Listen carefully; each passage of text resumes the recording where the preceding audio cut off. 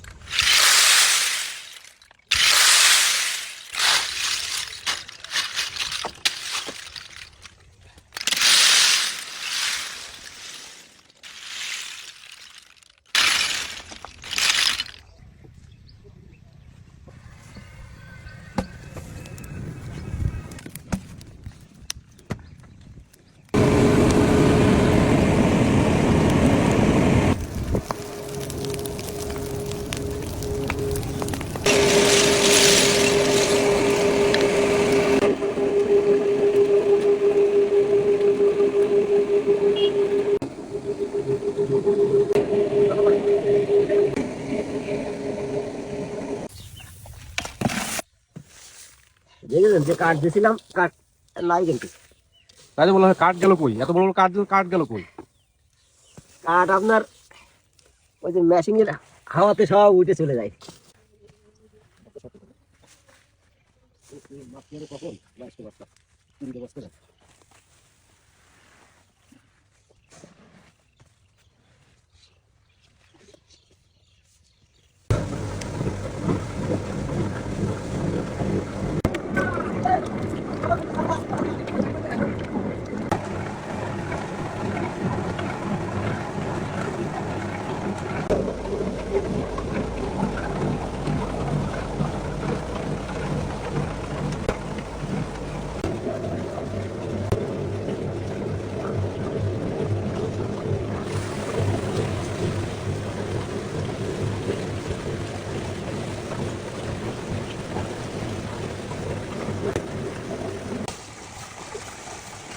সেই শুধুমাত্র শামুক দিয়ে তৈরি হয়ে গেল পানি খাওয়া চুন।